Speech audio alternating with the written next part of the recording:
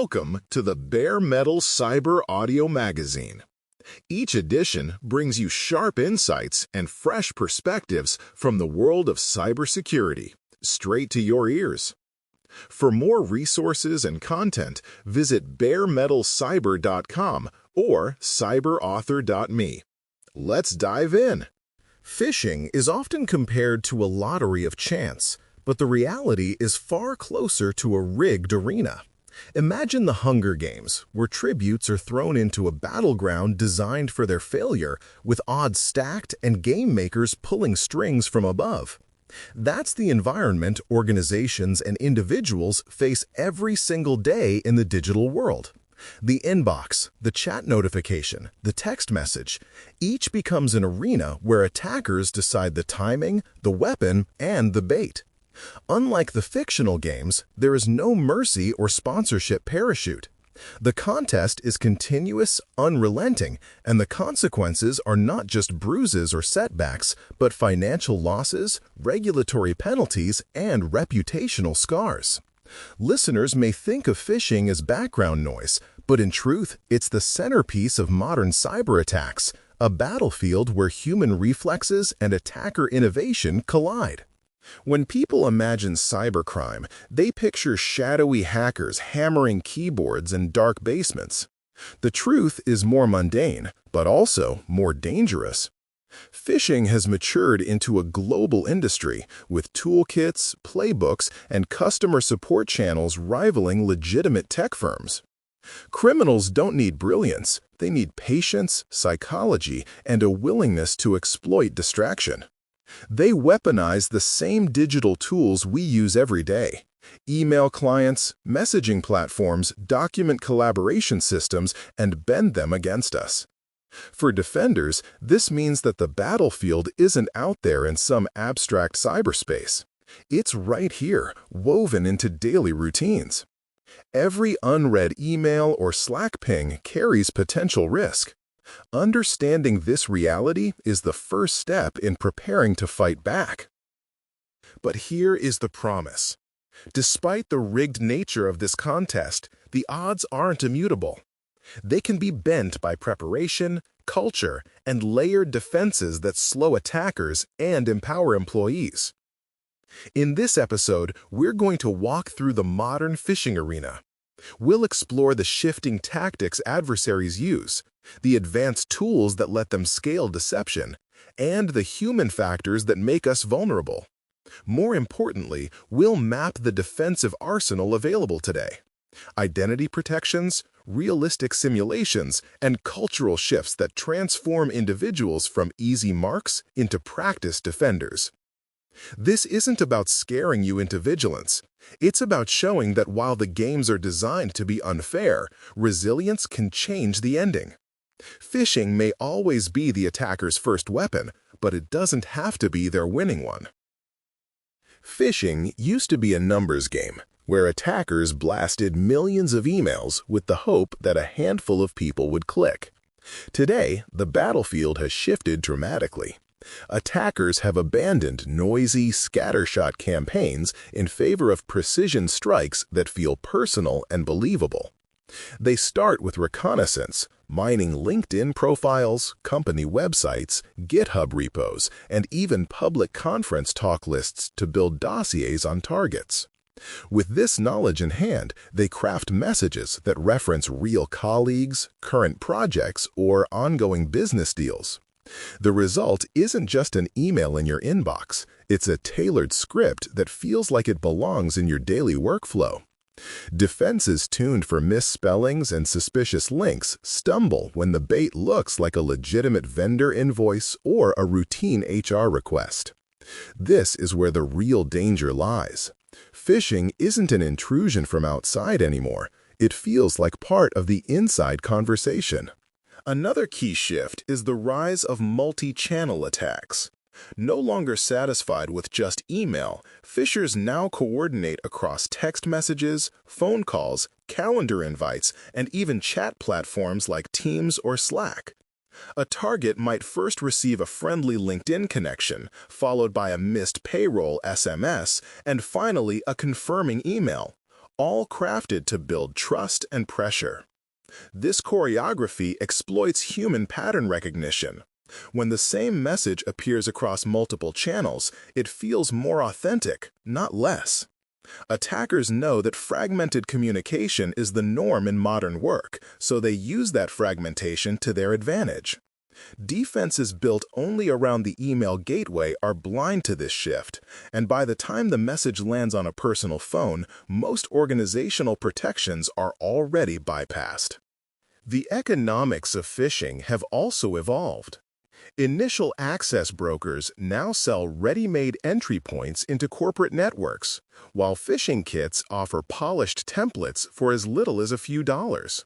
This commoditization means even unsophisticated criminals can launch convincing campaigns with minimal effort.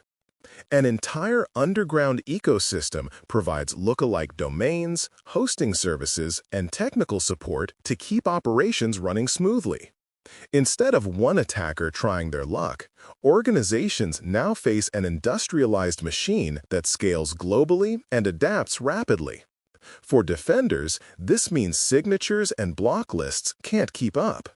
The battle is no longer about preventing every phish from arriving, but about building resilience so that when one inevitably slips through, it can be reported quickly and contained before real damage occurs.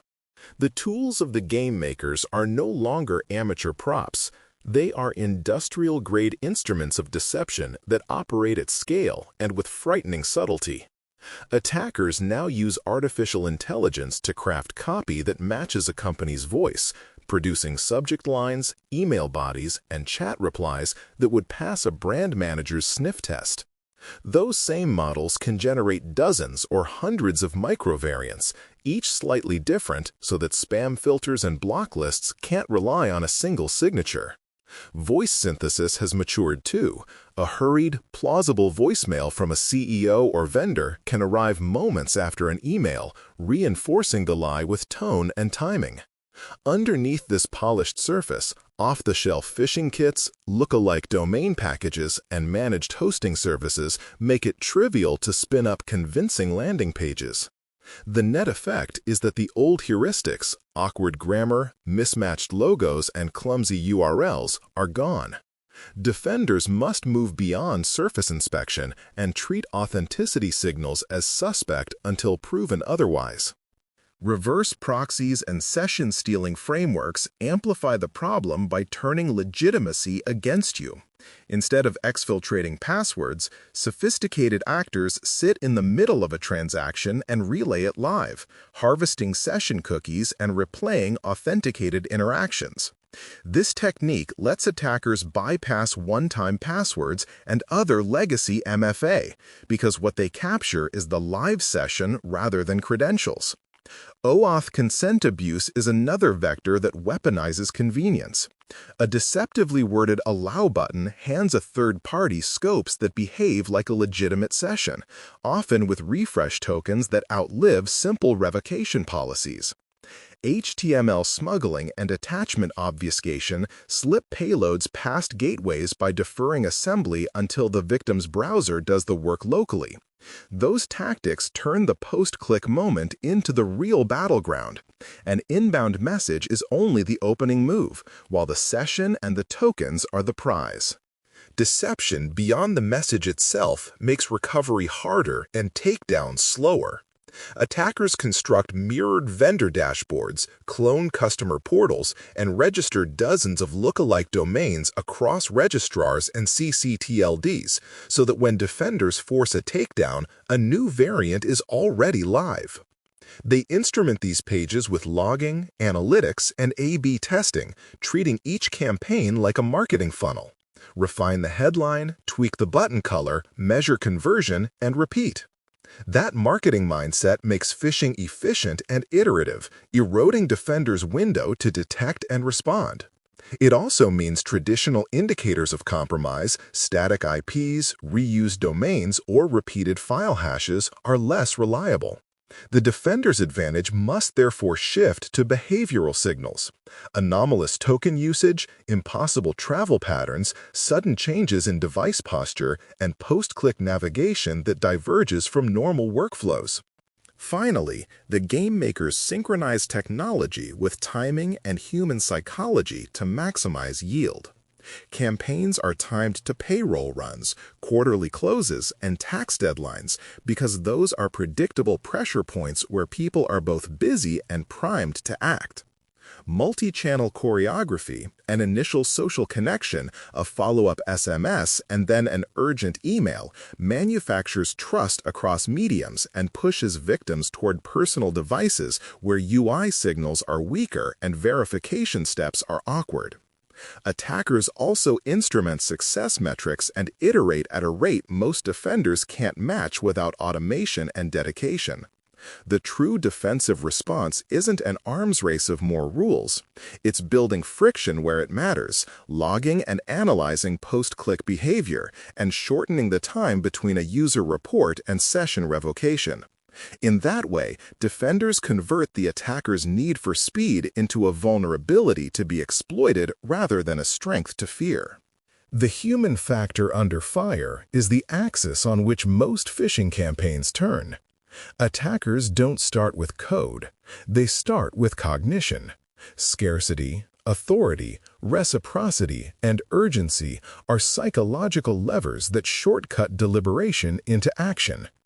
When someone perceives a limited window to act or believes a message comes from a trusted leader, their brain defaults to heuristic decision-making, fast, frugal, and often wrong. Phishers design their lures to exploit those shortcuts. A final notice about payroll, a manager's name in the subject line, or a plausible-sounding vendor dispute that demands immediate correction. These cues are not defects in people. They are features of human social life that made us efficient collaborators long before email existed. The defensive implication is practical. You can't fix people by shaming them into vigilance. You design systems and workflows that make the safe, verified path the easiest, and you make verification feel like standard work, not punishment. The human factor under fire plays out differently on small screens. Mobile devices compress context. Sender addresses truncate, entire sentences disappear, and clickable surfaces dominate the UI. A single tap action on a phone can approve a consent screen, open a PDF that runs HTML smuggling, or follow a short link whose domain is invisible to the user. Attackers know this and intentionally push victims to personal devices where visual cues and security indicators are weaker and where users are more likely to multitask. Hybrid work amplifies the problem. Someone juggling childcare, meetings, and email is a perfect target for a message that looks like it requires 2 minutes of attention. The remedy isn't moralizing about device use. It's redesigning critical workflows so sensitive actions are gated by non-phone verification or by contextual, frictionless checks that are native to the user's flow. Things that preserve speed but require an extra, hard-to-fake signal when stakes are high. The human factor under fire is also a story about roles and incentives. Certain job functions, payroll clerks, HR coordinators, executive assistants, and help desk technicians, are structurally vulnerable because their roles mandate helpfulness and quick resolution. Attackers build scenarios that mirror those job demands. A fake onboarding document for HR, a help desk reset link for IT, or an urgent vendor invoice for finance. If organizational processes treat verification as an obstacle rather than a core duty, these workers will naturally favor expediency. The fix is organizational. Bake verification into role workflows with supportive tooling and visible policy. For example, require in CRM callback numbers for vendor changes. Use mandatory dual approval for banking updates, and log all high-impact approvals so helpful actions become traceable. That makes helpfulness auditable rather than exploitable, and it shifts incentives from being the fastest responder to being the most reliable one. The human factor under fire becomes most dangerous when fatigue and overconfidence converge. When teams face alert storms, the novel, carefully crafted fish becomes another line item and is more likely to be dismissed.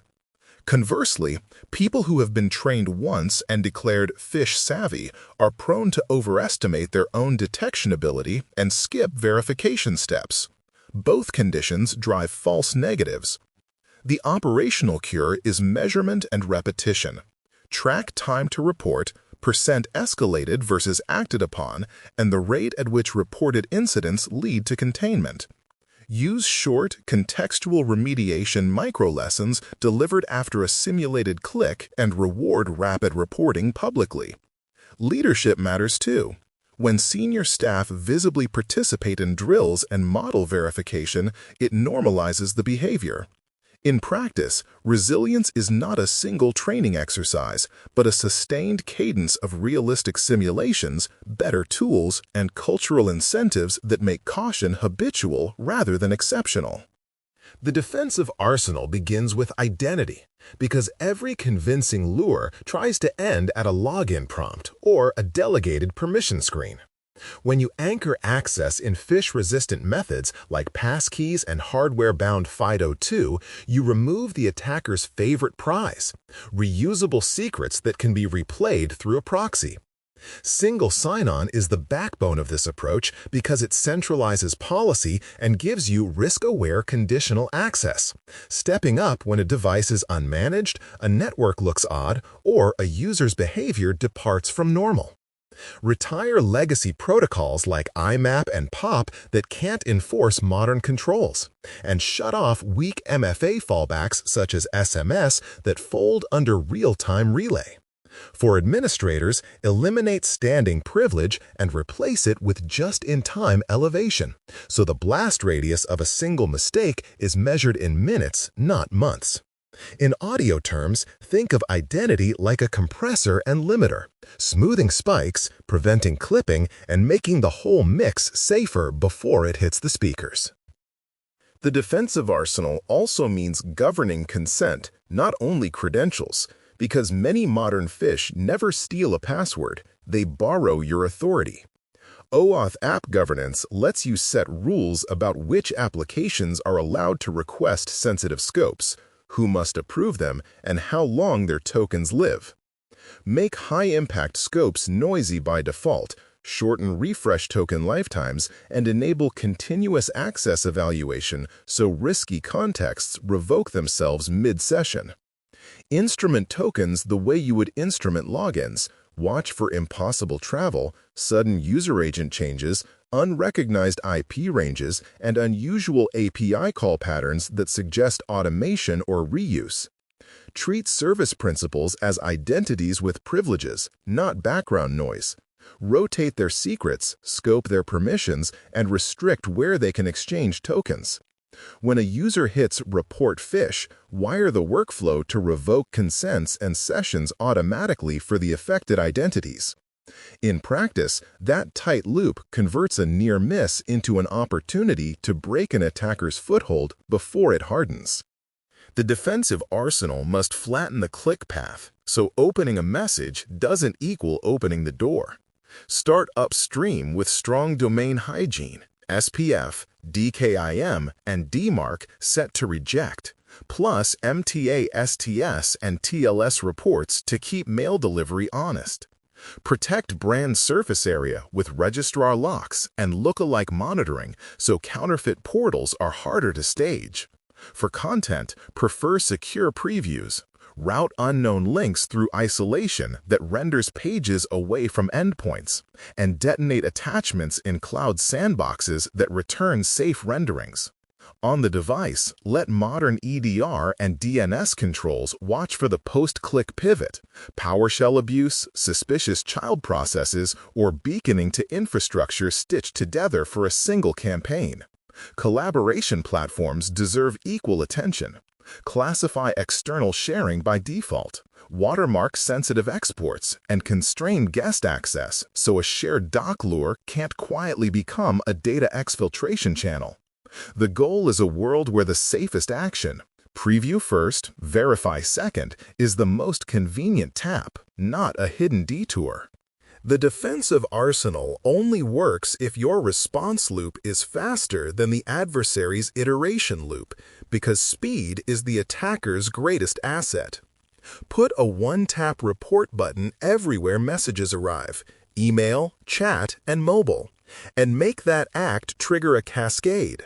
Auto-quarantine similar messages, block sender infrastructure, revoke active sessions, and open an incident with artifacts attached. Pre-build SOAR playbooks for the business scenarios that cause real pain, payroll changes, vendor banking updates, executive wire requests, and script the out-of-band callbacks using numbers and contacts stored in your CRM, never the message. Practice takedowns with your registrar and hosting providers so fake domains don't linger.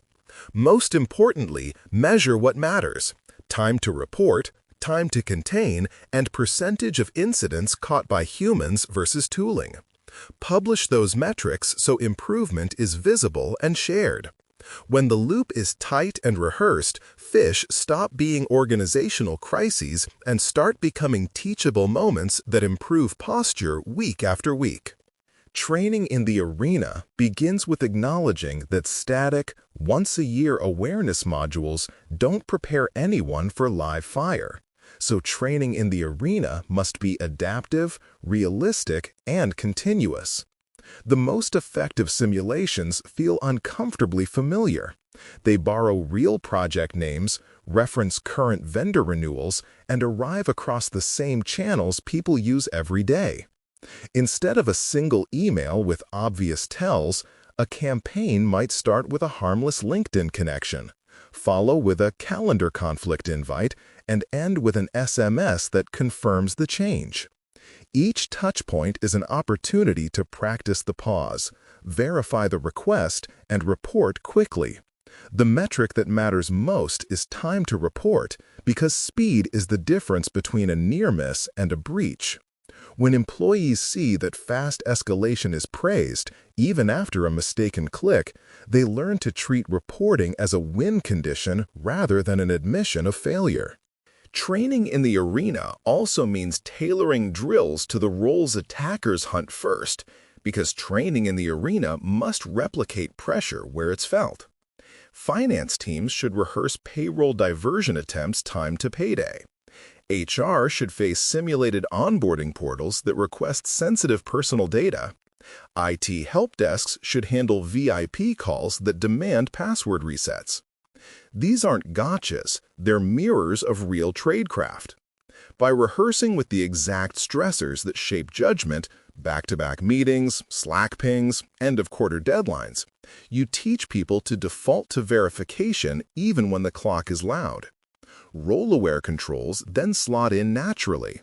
Pre-approved vendor change forms, dual authorization flows, and in-CRM callback procedures turn healthy skepticism into muscle memory embedded in the workflow. Training in the arena sticks when it's social and visible, because training in the arena becomes culture only when leaders participate. Gamification isn't about trivializing risk, it's about sustaining attention and celebrating the behaviors that keep organizations safe.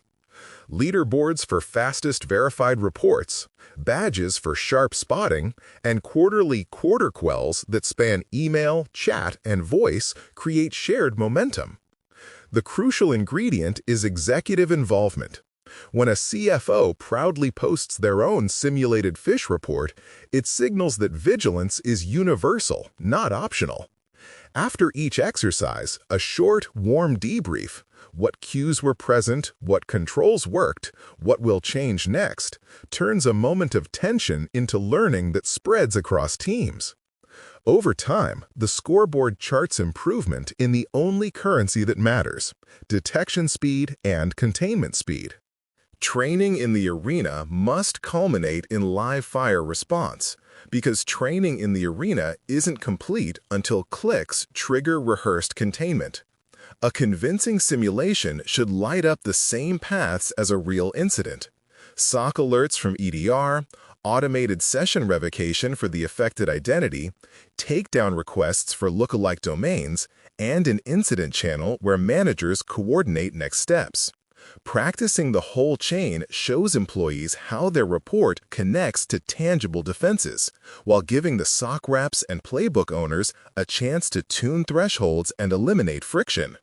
Publish anonymized after-action notes so the organization learns together. Celebrate the early reporter. Show how SOAR closed the loop and capture the small process fixes that shave minutes off the next response. That's how training becomes legacy. Each drill leaving behind better instincts, tighter playbooks, and a team that enters the arena confident rather than cold. Turning defense into culture starts by embedding security into the everyday flow of work, not treating it as a separate box to check.